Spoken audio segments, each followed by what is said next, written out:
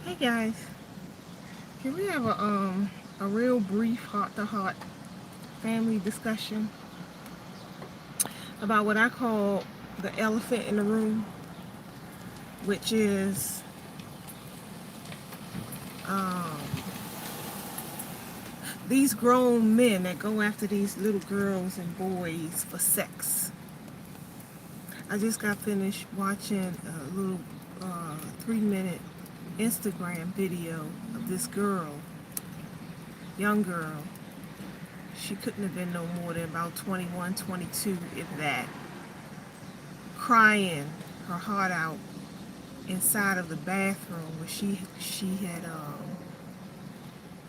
locked herself into the bathroom and went live and was crying, and she was bleeding from her eye, and she was explaining to those who were watching her live stream that her mother beat her because she came forward and shared with her mother the sexual abuse that was taking place when she was a child.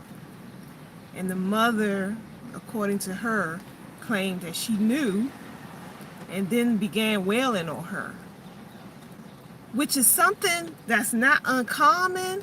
But for me, I don't quite understand why. Why?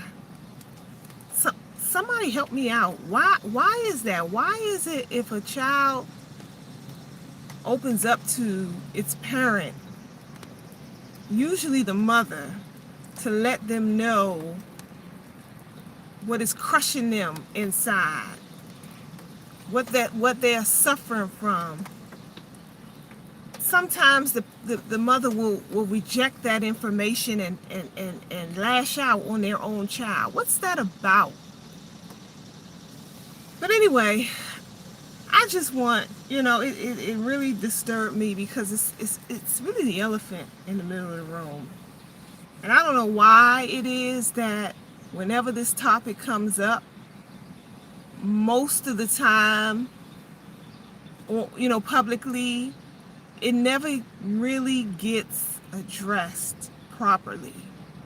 Despite this issue being probably the number one reason for so many failed relationships, so many children that go awry, that drop out of school, or promiscuity, homosexuality. I mean, we can run the gamut. It's so damaging to our community. And you would think that something like this would be addressed a lot more severely. But it's not. It's like, in my theory, and I could be wrong, but my theory is that a lot of times it's not addressed properly because either there's too many sexual predators that's out here. They're actually predators themselves and they don't want to talk about it, so they push it to the back, or you know what I'm saying, or they try to dismiss it. There's a lot more people out here like that than we think. Or there's just a lot of more people out here that are compassionate to child sex predators. Maybe they have them in their family. They know who they are. It's one of them family secrets they don't really want to talk about because there's one of their loved ones or many of their loved ones. And so these are maybe the reasons why we don't ever really seriously address this issue. But I just wanted to jump on here to encourage all the parents out there, especially with young children. You got to start real young in educating your children about the predators in their midst, because they are everywhere, and and it's a lot more people than we ever want to admit that prey on little children and babies out here.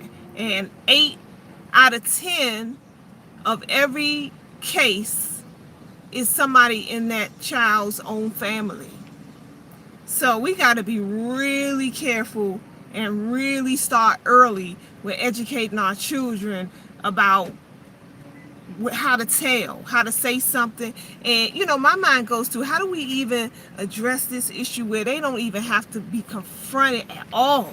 Because it's like once you get to that point, a lot of times the damage is already done.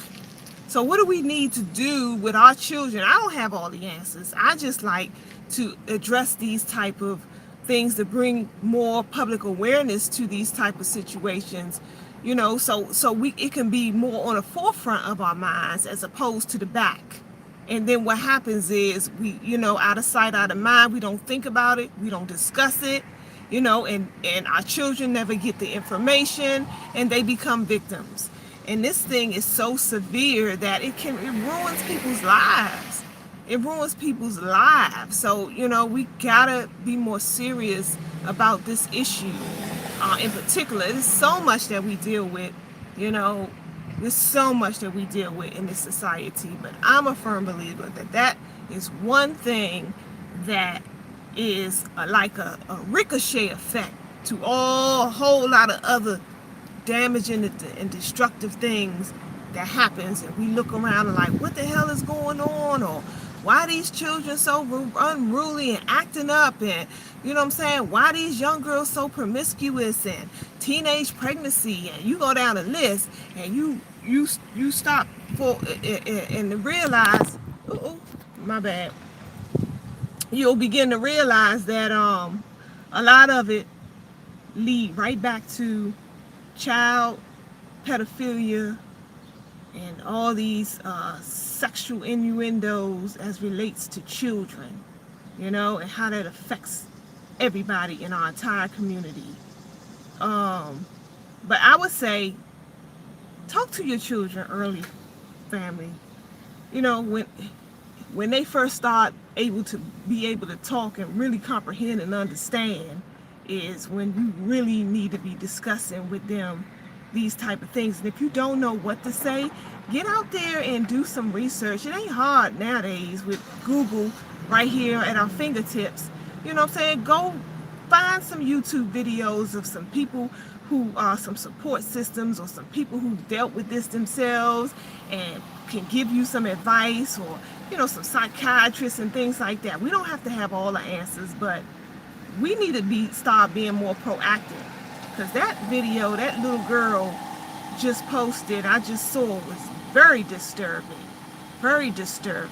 She was crying, and I said her mama was drunk, and all she did was she wanted to just come get her son, and her friends were telling her that she needed to talk to her mother because that's how she was able to solve her issues. And she was saying that's why she's, so hurt inside, and she was just trying to express to her mother where all her hurt feelings is stemming from.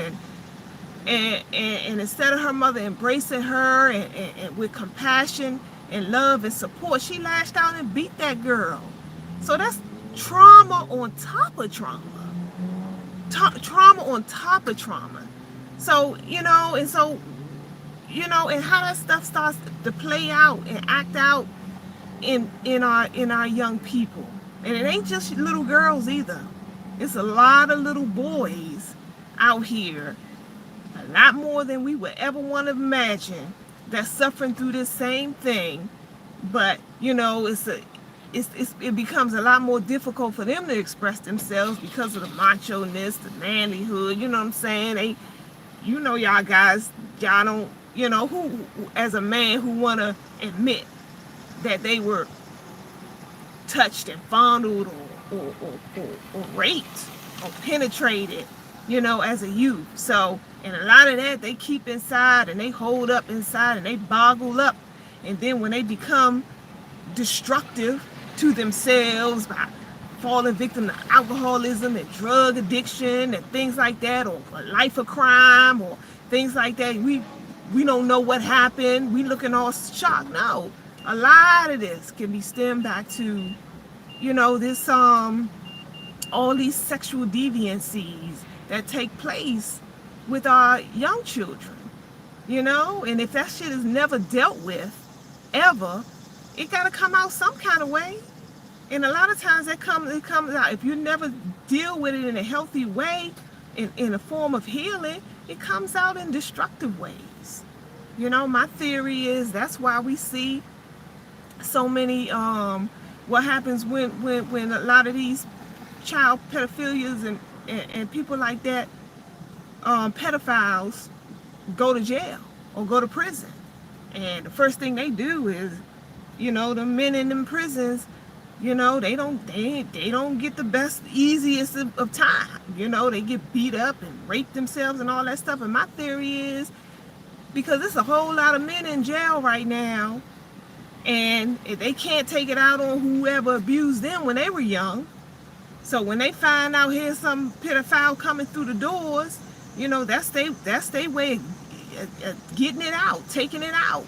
You know what I'm saying? So that's my theory as to why they get such a bad rap, because you got a lot of men in them prisons that's suffering and that had dealt with that themselves, so they know how it feels.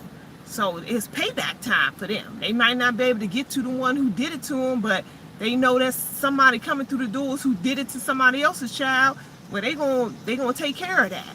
You know, a form of release or relieving some of their anger and aggression. So anyway, family, I just want to jump on here and say that please, let's protect our children. Let's talk to them, you know, the boys and the girls. Don't leave them boys out, you know, because they, you know, it's a lot of sick women out here too that prey on little boys. Believe that. You know, we laugh and stuff and call them cougars. And you see 40, 50-year-old women messing with teenage boys and all that stuff, and we think that stuff is cute. No, that shit is just as sick as a grown man dealing with these underage little girls. So we got to call that mess out, you know, and change the narrative, you know, sing a different tune and protect these children. So family, I'm here, sitting here now at the restaurant waiting for my food, and you know, I just was uneasy about what I saw, and I was compelled to speak out about it. So that's all I have to say. Again, I just implore us all to take better care of our youth. You know, don't take the attitude where, oh well, that ain't my child, so you know, my child is good. No, because these people grow up to become a part of the community. And so you saying your little corner of the earth is okay, your little small, you know, corner on your street is good. But, you know, these people come out into the community and they meet with your children. They meet head to head with you and I. So to take that selfish attitude that I'm just going to take care of mine and let everybody else deal with theirs, we don't live on an island unto ourselves. So we have to step up, and we have to be supportive of the entire community, not just your child, but somebody else's child too who may not be getting the support they need. So yeah, if you got to talk to some nieces or nephews or some neighbors or some children, other children that your children play with, okay, well step up and do that. Yeah, just okay, fam. I don't want to keep rambling on. That's just what's on my mind, and share this message. You never know who on the other end of it who need to hear that and will take the time to actually sit down with their children tonight based on what they just heard, and it has the potential to very well save their child's life. All right, family. I'm out of here. Take care of each other. Peace.